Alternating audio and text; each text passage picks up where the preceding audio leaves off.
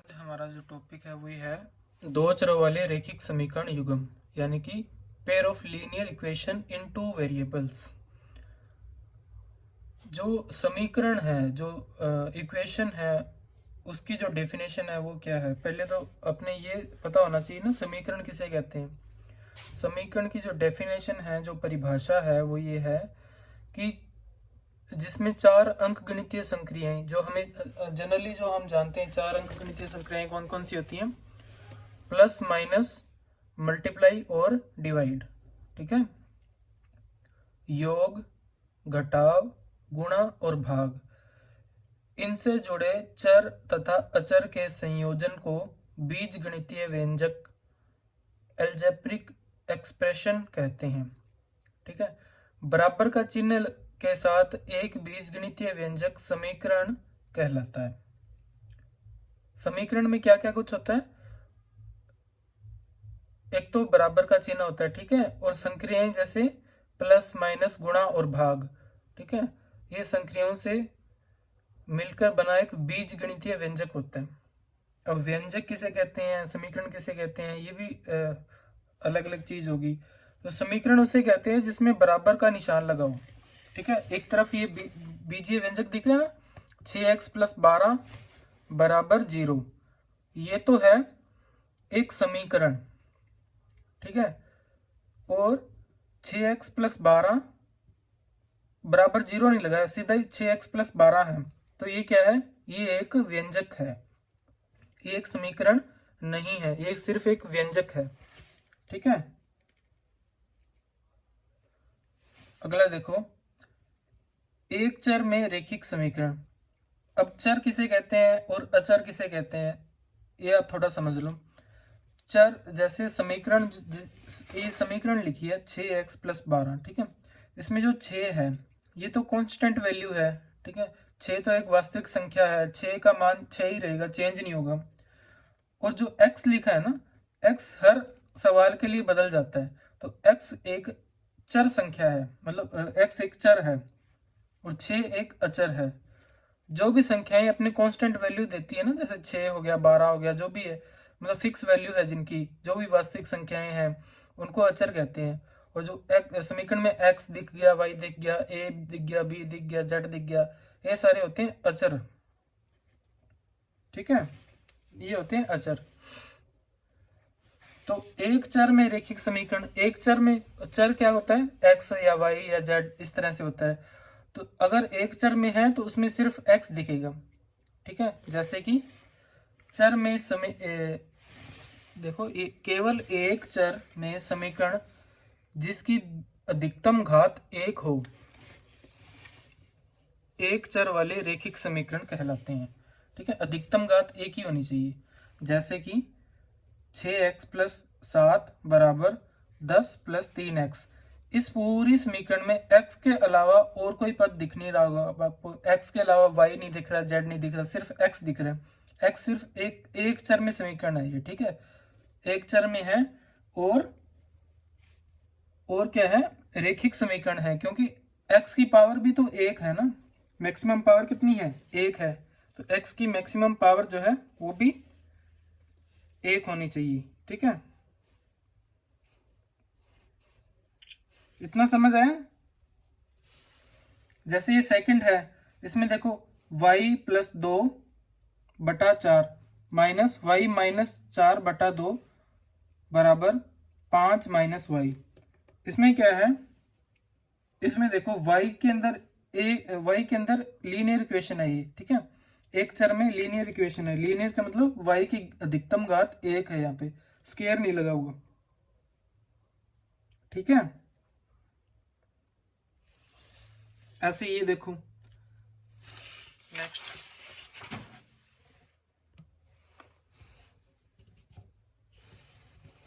देखो 5z minus 3 बराबर z बटे 2 माइनस 11। इसमें भी z की जो पावर है वो 1 है और z के अलावा और कुछ नहीं दिख रहा इसमें। इसमें देखो under root 3x minus 6 under root 3x बराबर 10 अंडर रूट 3। इसमें अंडर रूट 3 तो ये कट जाएगा वैसे कॉमन लेके, पर फिर भी देखो अपने को तो ये देखना है कि x की अधिकतम घात कितनी है, यहाँ पे भी एक है, यहाँ पे भी एक है, x के अलावा और कोई y z कुछ नहीं दिख रहा, तो ये एक चर में रेखिक समीकरण है। अब देखो, एक चर में जो रेखिक समीकरण होती है उनका हल कैसे ज्ञात किया जाता है। ठीक है, solution of a linear equation in one variable.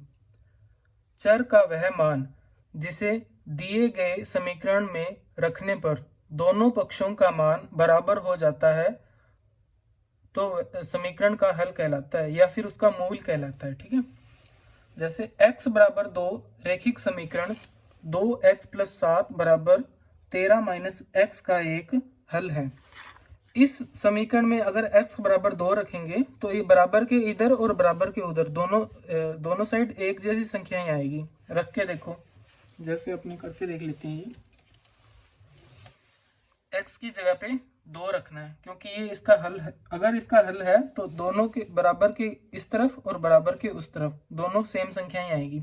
कैसे, अब देखो, 2x की जगह पे मैंने रखा 2 प्लस 7 बराबर 13 माइनस एक्स की जगह पे मैंने 2 रख दिया। ठीक है, इधर कितना आया, 2 दूनी 4 और 7, 4 और 7 11 बराबर, इधर देखो 13 माइनस 2 11, तो इधर और इधर दोनों बराबर हो गया ना। तो इसका मतलब समीकरण जो दी गई है उसमें x बराबर 2 रखने पर ये संतुष्ट हो रही है, बराबर के इधर और बराबर के उधर, यानी कि लेफ्ट हैंड साइड और राइट हैंड साइड दोनों इक्वल आ गई। अगर दोनों इक्वल आ गई तो इसका मतलब क्या है कि ये इसका एक मूल है या फिर इसका एक हल है। ठीक है,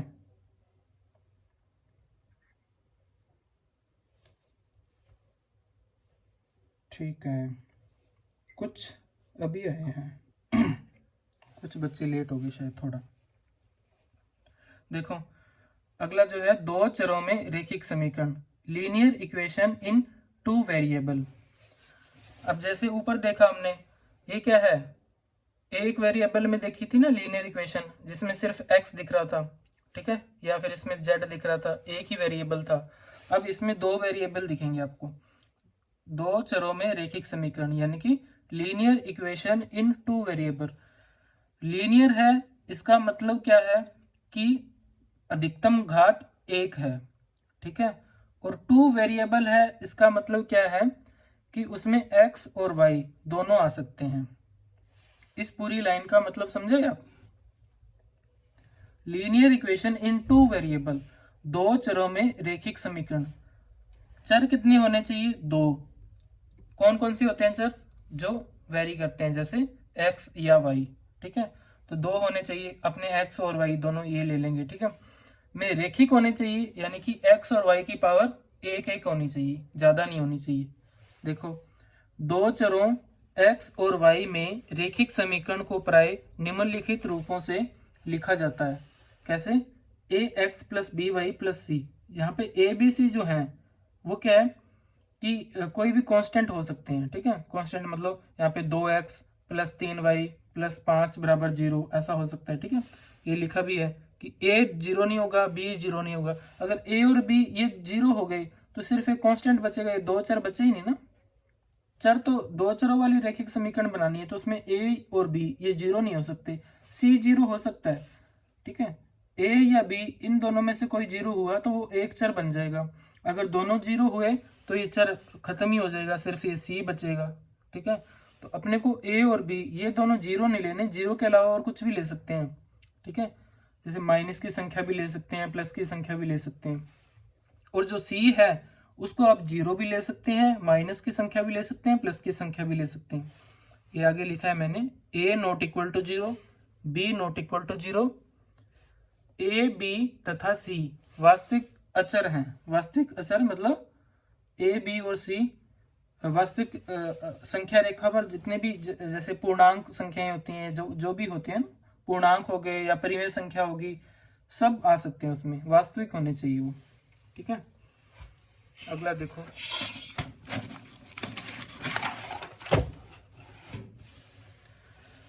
जैसे क्या हुआ, ये दो चरों में रेखिक समीकरण के हल। अब हमने ये तो समझा कि दो चरों में रेखिक समीकरण मतलब कौन से होते हैं, जिसमें x और y दोनों होते हैं और पावर जो है वो अधिकतम कितनी होनी चाहिए, 1 होनी चाहिए। अब ये देखना है कि x तथा y के मानों का मतलब उसमें जो दो चरों वाले रैखिक समीकरण युग्म जो है उनके हल कैसे ज्ञात किए जाते हैं। ठीक है, युग्म के हल कैसे ज्ञात किए जाते हैं और समीकरण के हल कैसे ज्ञात किए जाते हैं। जैसे x तथा y के मानों का युग्म, जो समीकरण ax plus B Y plus C equal to 0 को संतुष्ट करता है, रेखिक समीकरण का हल कहलाता है। जैसे हमने एक चर में जो रैखिक समीकरण थी उसका जो हल देखा था, उसमें तो चर एक ही था, जैसे x बराबर 2 रखने पर वो समीकरण संतुष्ट हो गई थी। इसमें समीकरण जो है, जैसे ये जो समीकरण दी है 5x प्लस 3y बराबर 4 है, तो बराबर के इधर लेफ्ट हैंड साइड और बराबर के उधर राइट हैंड साइड, ये दोनों बराबर करने के लिए हमें इधर देखो x और y दोनों की वैल्यू रखनी पड़ेगी। ऐसा नहीं है कि इधर, हाँ जी,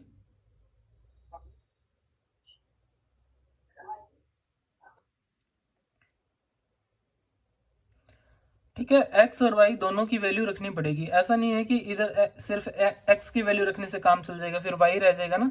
ठीक है, तो एक्स बराबर 2 और वाई बराबर -2 रखने पर ये समीकरण संतुष्ट होती है। ठीक है, कैसे, एक्स बराबर 2 रखें और वाई बराबर -2 रखें तो ये 4 आ जाएगा इधर, और बराबर के उधर भी 4 है, तो लेफ्ट हैंड साइड और राइट हैंड साइड ये दोनों बराबर होगी।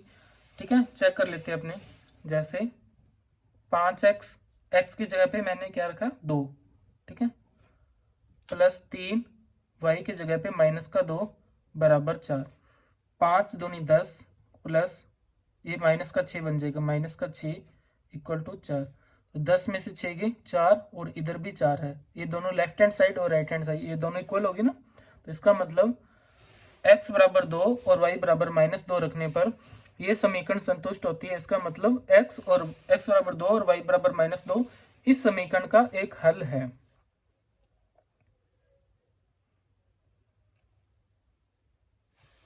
ठीक है, नेक्स्ट देखो, दो चरों वाले रैखिक समीकरणों के युग्म।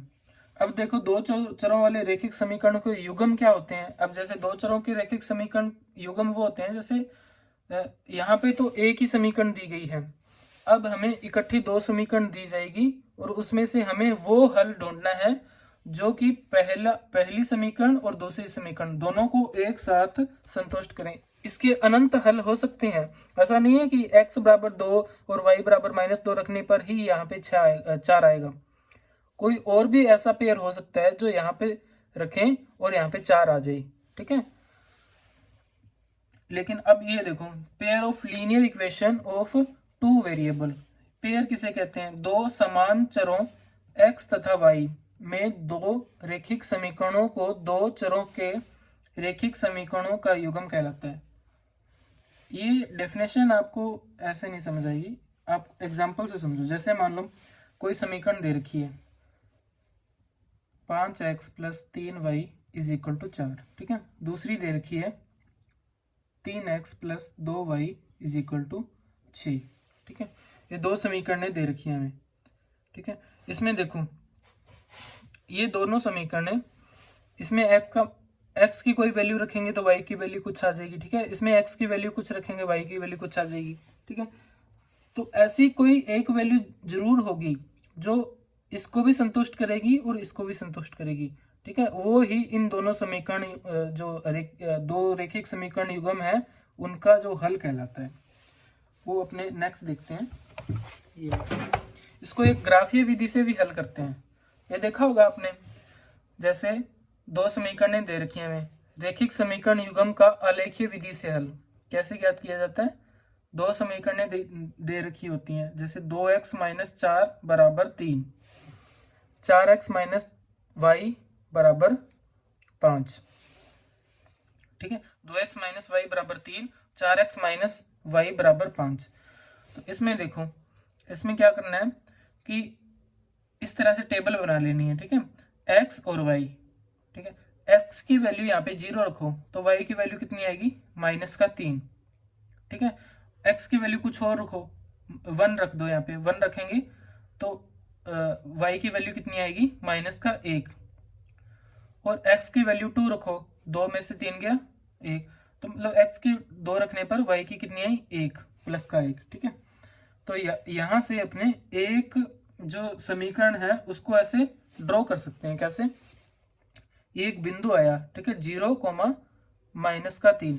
तो 0, -3 कहाँ आएगा, यहाँ पे प्लस का 1, 2, 3, 4, 5, 6, माइनस का 1, माइनस का 2, माइनस का 3, माइनस का 4, माइनस का 5। ठीक है, ऊपर प्लस का 1, 2, 3, 4 और 5। ठीक है, नीचे देखो यह है माइनस का 1, माइनस का 2, माइनस का 3, माइनस का 4। अब देखो एक बिंदु है, x की वैल्यू 0 है, y की वैल्यू -3 है। x की वैल्यू 0 और y की वैल्यू -3। ठीक है, ब्लैक से करते हैं।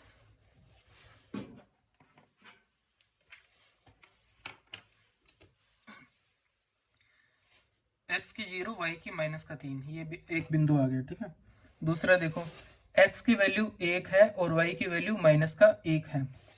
x की वैल्यू 1 है, y की वैल्यू -1 है। x के 1 और y की -1, ये एक दूसरा बिंदु आ गया। ठीक है, वैसे तो 2 बिंदुओं से ऐसे बन जाएगा।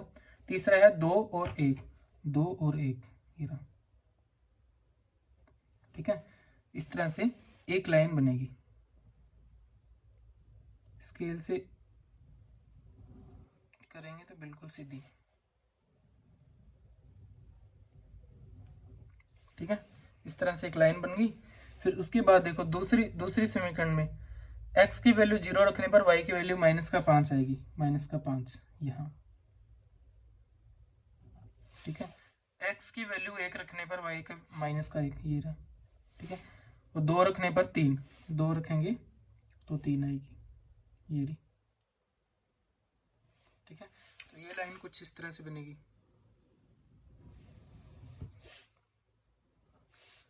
ठीक है, तो जो इनका इंटरसेक्शन पॉइंट है ये वाला, जहां पे दोनों लाइनें, ये थोड़ी सही नहीं बनी, स्केल से बनाएंगे तो बिल्कुल ऐसे ऐसे काटेगी। जो भी इंटरसेक्शन पॉइंट है उसके जो निर्देशांक हैं, कौन कौन से, 1, -1। ठीक है, ये जो है ये दोनों समीकरण युग्म का हल होता है। ठीक है, ये एक ऐसा पेयर है जो इस समीकरण को भी संतुष्ट करता है और इस समीकरण को भी संतुष्ट करता है, दोनों समीकरणों को एक साथ संतुष्ट करता है। ठीक है, इसका मतलब जो जो ये जो मतलब प्रतिच्छेदन जो पॉइंट है, ये जो है ये दोनों समीकरणों का समीकरण युग्म का हल है। ये तो होगी ग्राफीय विधि, मतलब ग्राफ से कैसे हल करते हैं। एक होती है, कुछ और विधियां भी होती हैं, जैसे प्रतिस्थापन विधि, विलोपन विधि, वज्र गुणन विधि, ये आती है आपको, ये आपकी बुक में भी है। सब्ट्रैक्शन में ये कौन से होते हैं, सब्स्टिट्यूशन, एलिमिनेशन, क्रॉस मल्टीप्लिकेशन।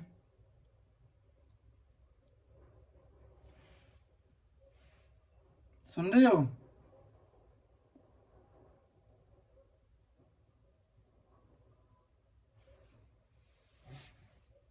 सुन रहे हो क्या, या yes, या नेटवर्क नहीं है। ठीक है, बुक में पढ़ी है क्या ये प्रतिस्थापन विधि, विलोपन विधि, वज्र गुणन विधि। yes, sir. ठीक है, तो फिर अच्छे तरीके से समझ आ जाएगी। बताता हूँ आपको, बताएंगे। उससे पहले ये देखो, ये क्या चीज़ है, रैखिक समीकरण युग्म के संगत रेखाओं का निरूपण तथा असंगतता। जैसे हमें दो रैखिक समीकरण युग्म दे रखे हैं। ठीक है, रैखिक समीकरण युग्म किस रूप में होते हैं, जनरल फॉर्म क्या होती है, जैसे a1x + b1y + c1 = 0, और दूसरा हो गया a2x + b2y + c2 = 0, जहाँ a1, b1 और c1, a2, b2 और c2 ये तो कांस्टेंट होते हैं। ठीक है, तो अगर उन दोनों समीकरणों में a1/a2 करें और b1/b2 करें और वो दोनों बराबर ना आए, ठीक है, तो जो उसका आलेखीय निरूपण है, अगर हम उसका ग्राफ बनाएंगे तो दो रेखाएं प्रतिच्छेदी रेखाएं होती हैं, आपस में ऐसे एक दूसरे को काट कर जाएंगी, ठीक है, और उनका एक और केवल एक हल होता है। अगर वो काटेंगी तो एक ही बिंदु पर काटेंगी ना, दो रेखाएं एक ही बिंदु पर काट सकती हैं, ये ज्यादा भी काट सकती हैं। दो सीधी रेखाएं हैं वो सिर्फ अगर काटें एक दूसरे को तो सिर्फ एक ही बिंदु पर काट सकती हैं, वो ना काटे तो वो अलग बात है। हाँ, ना काटे तो वो समांतर होती हैं। अगर दो रेखाएं सीधी रेखाएं अगर समांतर हैं, पैरेलल हैं, फिर तो वो काटेंगी नहीं। अगर पैरेलल नहीं है तो काटेंगी और एक ही बिंदु पर काटेंगी, ठीक है, और जिस बिंदु पर काटेंगी वो उसका हल हो गया। तो अगर कोई प्रतिच्छेदी रेखाएं हैं तो उसके कितने हल हो गए, फिर एक ही हल हुआ ना, एक और केवल एक हल, क्योंकि एक ही बिंदु पर काटेगी वो, है ना। तो निकाय क्या है, संगत है। निकाय संगत का मतलब क्या है कि हम इसका हल ज्ञात किया जा सकता है, ऐसा नहीं है कि उसका हल ज्ञात ही नहीं किया जा सकता। असंगत का मतलब होता है कि हमारे लिए फैमिलियर नहीं है, उसका हल ज्ञात करना संभव नहीं है, ठीक है। दूसरा देखो, अगर ये तो हुआ अनुपात के रूप में, अगर a1 बटा a2 और b1 बटा b2 ये बराबर ना हो तो। और दूसरा देखो, अगर a1 बटा a2 बराबर है b1 बटा b2 और बराबर है c1 बटा c2, तीनों बराबर आ जाएं, मतलब बराबर आने का इनका मतलब क्या है, रेशो बराबर आना चाहिए, अनुपात बराबर आना चाहिए। जरूरी नहीं है कि a1 जैसे 2 है तो a2 भी 2 हो जाए, ठीक है। जैसे मान लो a1 2 है, a2 4 है, तो 1/2 हो गया ना। b1 3 है और b2 6 है, तो भी 1/2 आ गया। c1 4 है और c2 8 है, तो भी 1/2 आ गया। तो इनका अनुपात तो बराबर आया ना। तो अगर अनुपात बराबर आया तो क्या होगा, ये a1 बटा a2 बराबर b1 बटा b2 बराबर c1 बटा c2, ठीक है। अगर ऐसा है तो ये कौन सी रेखाएं होती हैं, ये इसे कहते हैं संपाती रेखाएं, ठीक है। संपाती रेखाएं कौन सी होती हैं, जैसे मान लो एक रेखा ये है, ठीक है, एक रेखा ये है, इसी के ऊपर दूसरी रेखा आ गई, जस्ट इसी के ऊपर दूसरी रेखा आ गई, तो बताओ ये एक दूसरे को कितने बिंदुओं पर काटेंगी दोनों रेखाएं,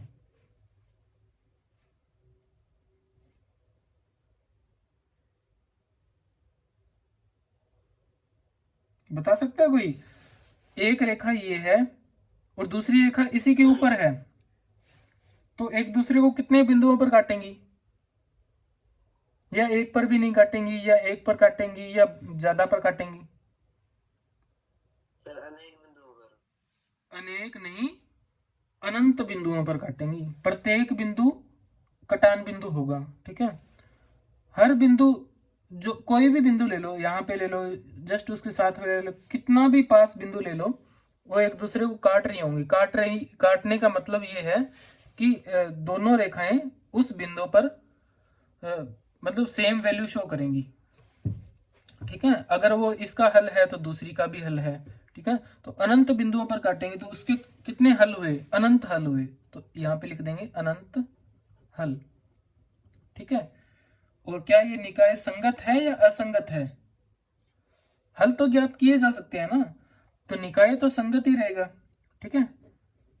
इसे निकाय संगत है।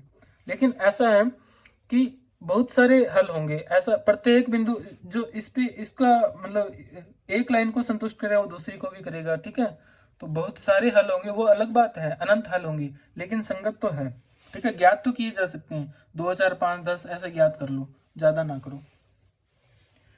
तीसरा जो है वो अनुपात, वो अपने देखते हैं, a1 बटा a2 बराबर b1 बटा b2, और ये तो दोनों बराबर आ जाए, लेकिन जो कांस्टेंट वैल्यू है यानी कि c1 बटा c2 ये बराबर ना आए, फिर क्या होता है, फिर होता है ये आती हैं समांतर रेखाएं। समांतर रेखाएं मतलब एक रेखा ऐसे जा रही है तो दूसरी रेखा इसकी बिल्कुल पैरेलल ऐसे जा रही है, समांतर है एक दूसरे के, ठीक है। तो ये दो समांतर रेखाएं एक दूसरे को कितने बिंदुओं पर काटती हैं,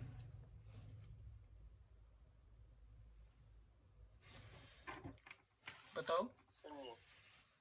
किसी बिंदु शून्य। किसी बिंदु पर नहीं काटती। दो समांतर रेखाएं एक दूसरे को काटती हैं या नहीं काटती, पहले तो ये बताओ। काटती है नहीं तो कहाँ काटती। कहाँ काटती हैं? नहीं काटती। कभी नहीं काटती। No sir. वैसे आपकी जो बुक है उसमें एक परिभाषा लिखी होती है, अभी तो पता नहीं है या नहीं, पहले एक परिभाषा लिखी होती थी कि दो समांतर रेखाएं एक दूसरे को अनंत पर जाके काटती हैं। सुना आपने? यस सर, सुना है। हाँ, तो फिर काट तो गई ना, अनंत पर काटे भले, लेकिन अनंत कभी आएगा नहीं और रेखाएं कभी काटेंगे नहीं। ठीक है, तो ये एक दूसरे को कभी नहीं काटती, तो इसका मतलब इसका कोई हल नहीं है। ठीक है, इसका कोई हल नहीं है। और निकाय कैसा हुआ ये? अगर हल ही नहीं है तो निकाय संगत हुआ असंगत हुआ? असंगत। निकाय असंगत है। ठीक है, असंगत है। ठीक है? आपको ये रेशो से अपने मतलब समीकरणों को ऐसा बताना है कि कौन सी रेखाएं हैं जो प्रतिच्छेदी रेखाएं हैं, कौन सी संपाती है, कौन सी रेखाएं जो हैं वो समांतर हैं। मैं आपको एक शीट भेजूंगा, उसमें कुछ प्रश्न है। ठीक है, उन प्रश्नों में A1/A2 और B1/B2 और C1/C2 इनका जो अनुपात है, इनका कंपैरिजन करके आप ये बताओगे कि कौन सी रेखाएं प्रतिच्छेदी हैं, कौन सी संपाती हैं और कौन सी समांतर हैं। ठीक है, 18 प्रश्न है, 15 से 18 प्रश्न होंगे टोटल। ठीक है, बताओ कोई जो पढ़ा है उसमें से कोई डाउट या कुछ रिपीट करना हो तो बताओ, बाकी का टॉपिक अपने कल पढ़ेंगे। ठीक है, जो अभी जो करवाया है इसको या तो कैसे भी करके इसको याद कर लो या जैसे भी।